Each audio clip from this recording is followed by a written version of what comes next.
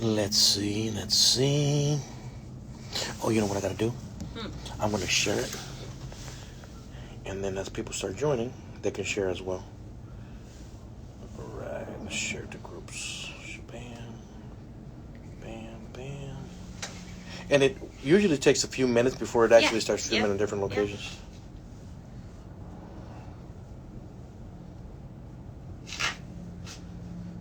Here we go. So we're going to be streaming on IG and on Facebook. There we go.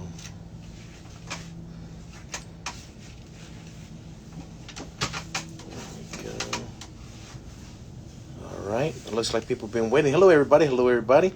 Give me just a second to start sharing around. We're sharing on Facebook and IG. Thank you for joining. This is the Facebook phone. And then that's IG over there. Hello, everybody. Oh, yeah. See, I told you IG was ready. Since we've been doing the IG stuff, it's been picking up. See that? Hey, everybody. Hello. We're going to give everybody about another 2 minutes, and then we're going to get started. I'm going to introduce you to one of our special guests and give her a little bit of time for her to introduce herself. Holly Berry. Hello, Holly. Hello. Hey, everybody. Hello. If we're not able to answer your questions directly here right now, what we'll do is after the stream we'll come back and then we'll answer some questions. Okay? All right. There we go. Hey, you see how active IG is? Yeah. IG is pretty good. I just started using IG probably about a year ago. Oh yeah, I'm still not on it at all, hardly at all. I think it's a great social interaction, but I'm new to it myself. Hi, you guys. We're at my house. Hey, everybody. Hello, everybody. See, the thing about IG is that you kind of just post and leave. Yeah. And there's, you'll get people going there. Yeah. So, everybody, my name is Manny, and this is my good friend here, Chelsea. She's, I'm gonna give her a chance to introduce herself in just a second. I'm Manny, and we're live streaming out here from Marietta, from Chelsea's home, and we're both our employees and working out of SoCal Canine Clinic.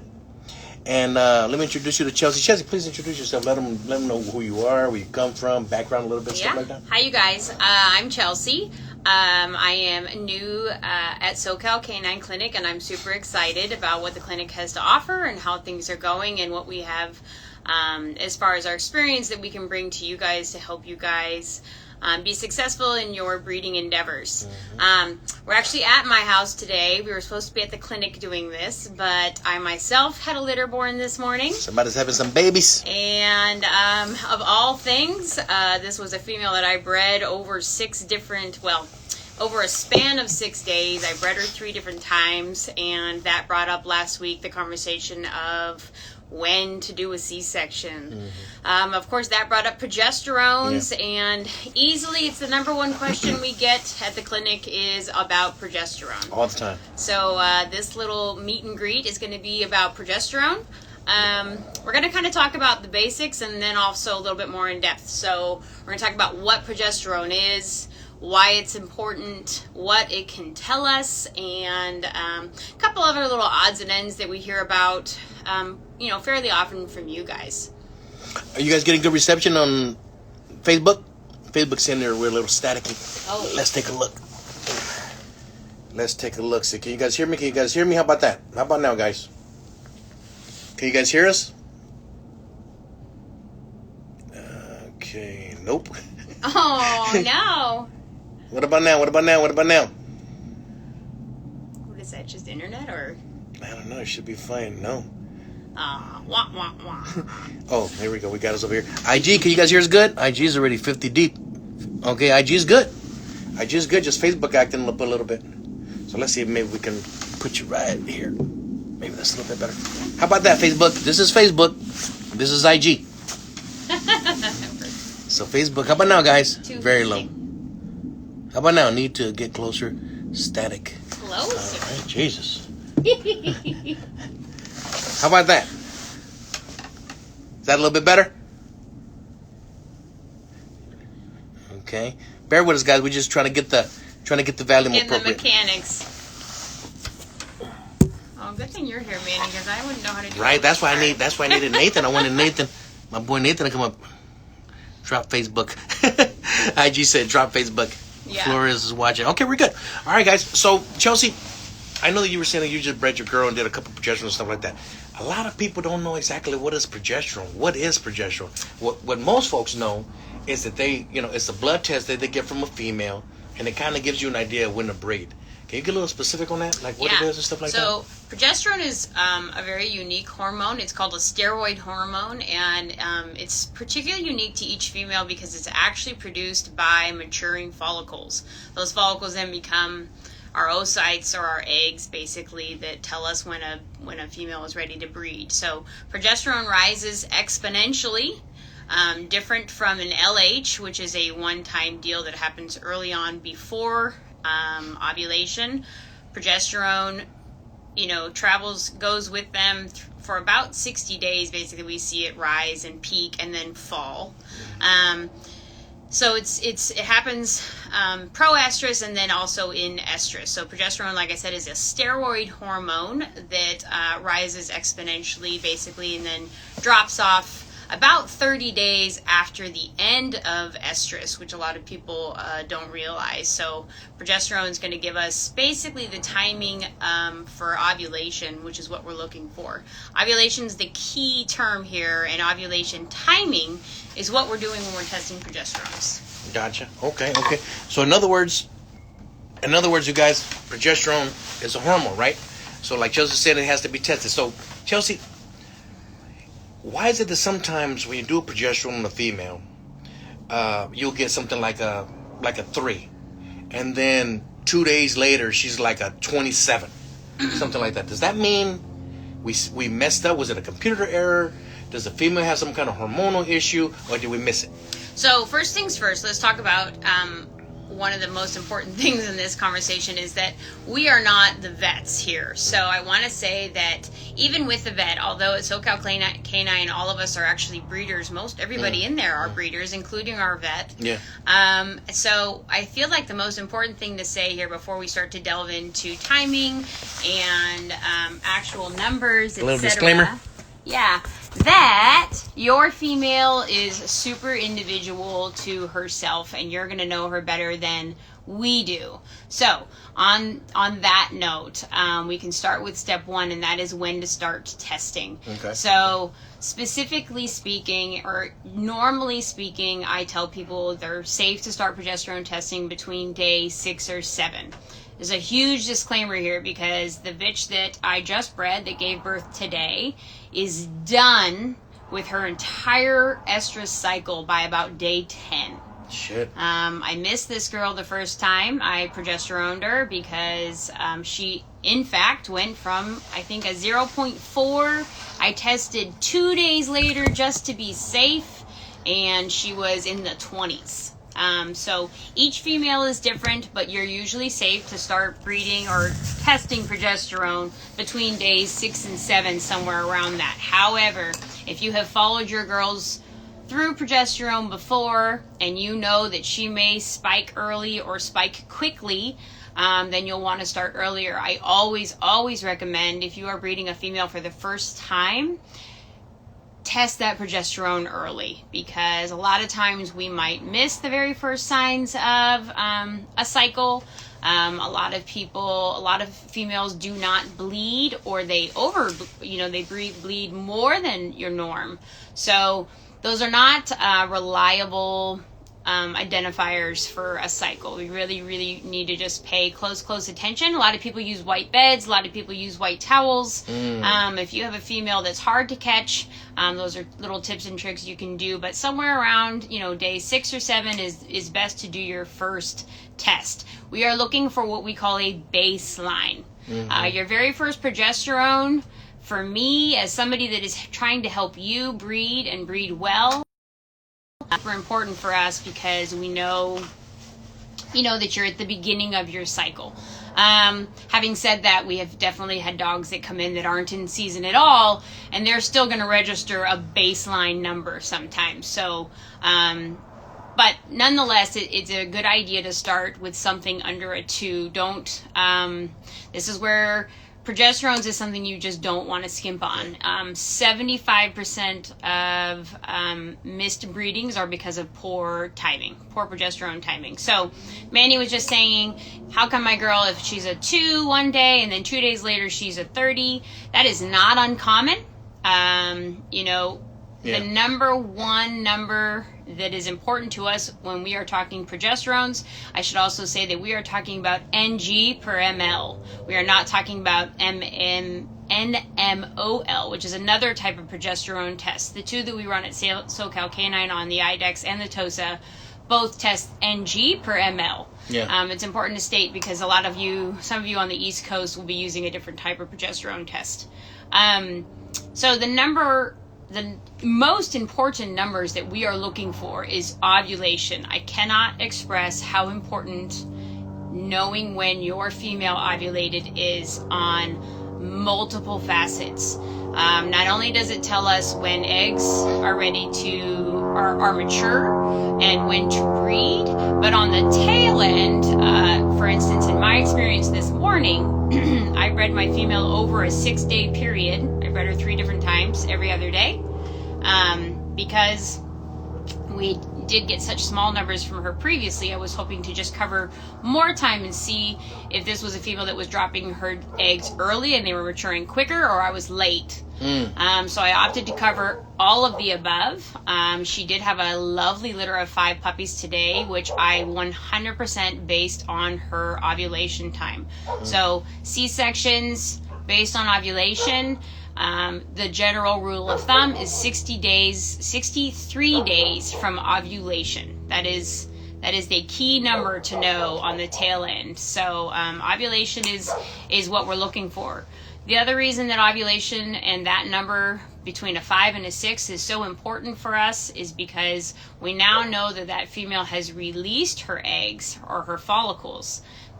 Takes 2 days for her follicles to mature, and they are mature and viable for another 2 days. So you have about a 4-day span there to breed successfully. So Chelsea, so with your female that you just did, you did 2 days, skipped a day. You skipped 2 days, then you bred. I know. I bred 1 day, I skipped a day, I bred a day, I skipped, and then actually waited 2 days. But it was a 6-day span. But yes, about a 6-day span. It wasn't as even as that. Doing that with some eggs mature. Well, you have 2 different age puppies, not generally speaking. It can happen. You hear a lot of people talking about, do you have 2 different litters there? Is one puppy younger than another? Generally speaking, no, that isn't common. Can it happen? Yes, but when that normally happens, you are talking about 2 entirely different breeding dates entirely. So almost a week apart, a female can actually give birth to 2 different dogs. Gotcha. Technically speaking, but when you're just days apart, you're not. I'm not worried about separating one particular litter. Got it. So the other day I was talking to you and you were telling me about how in certain numbers, once it reaches a certain number, it can be a 15, 16, 17. After a certain number, it becomes irrelevant. Is that true? Yes. So this is again, we talk about ovulation. So a lot of phone calls we get at the clinic. We get somebody that has a female that's a 2.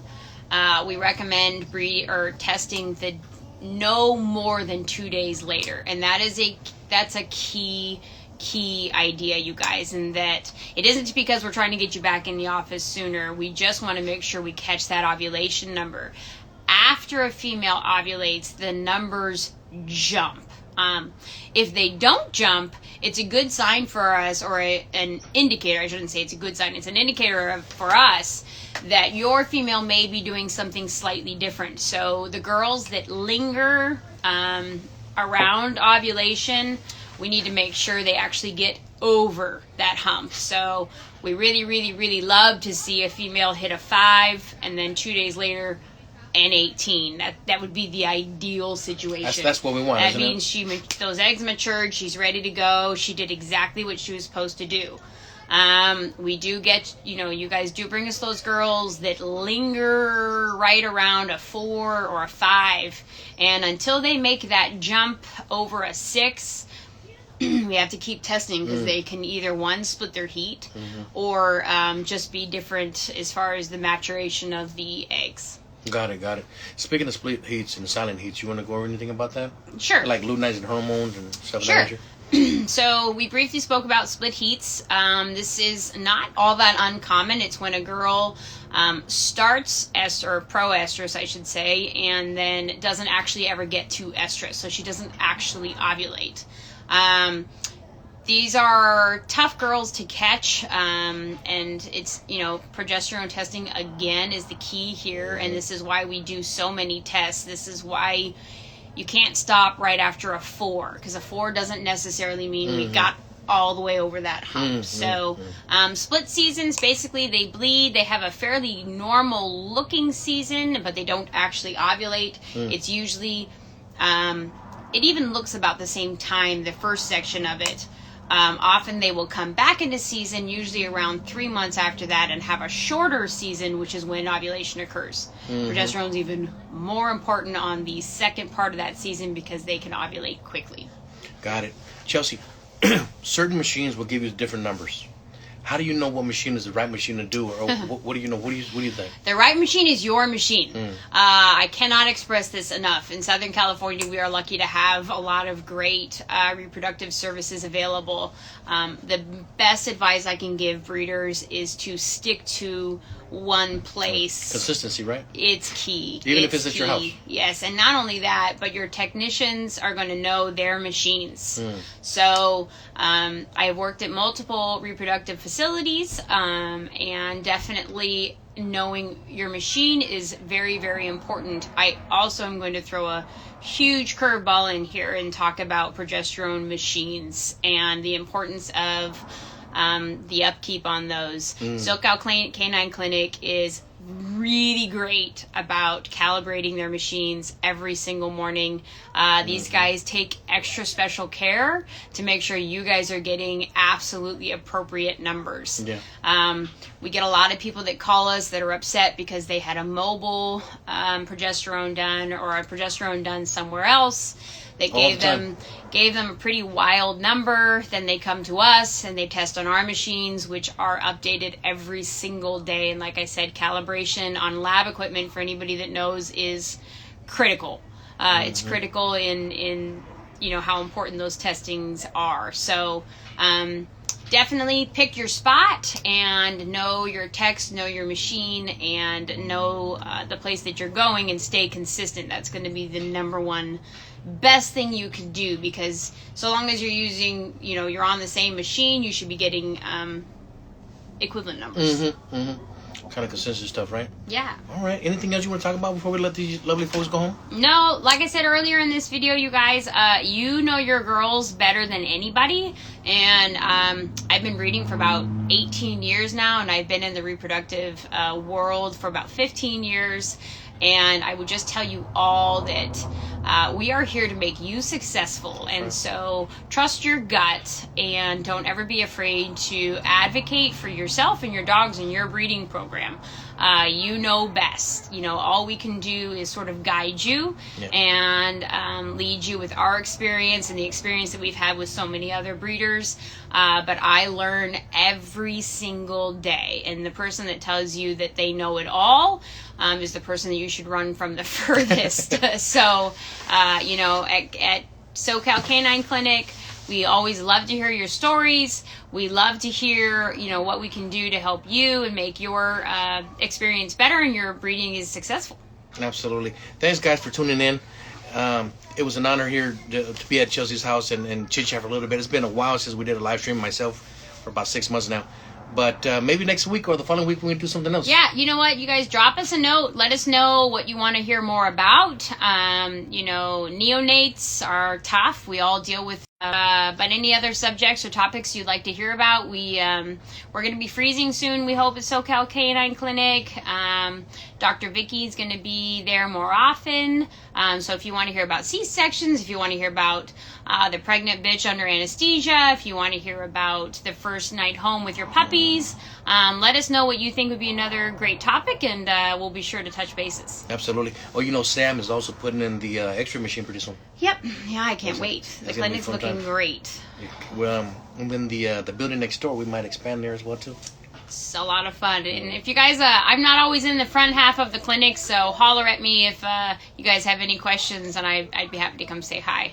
So Chelsea works mainly in the surgery department for SoCal Canine, but she's available to talk to you guys whenever you want to. Okay, guys. In hoot. Thank you for joining in. God bless you. I wish you the best. Chelsea, thank you for allowing me into your home. Yeah, thank you. Giving me some of that delicious wine. What's the name of that wine? Decoy. Oh my God, this is good. Yeah, it's delicious. Yeah. All right, you guys. Thanks, you guys. Good talking to you. Let me try to save this video real quick. Sure. Let's see. We're going to go to this one first. We're going to save here. Hey, D-Jack. Hello, everybody. We're going to answer some questions in a few minutes once I save this video. So, okay, hang on. And let's see here. So we'll save there. And it says here's next. Post for 30 days. And then we can go ahead and answer Excellent. some of these if you want. Right, absolutely. So then we got to put in. I'm not too familiar with IG, but definitely got a good reception. A lot of good people in here, tuned in. Let me see here. And now,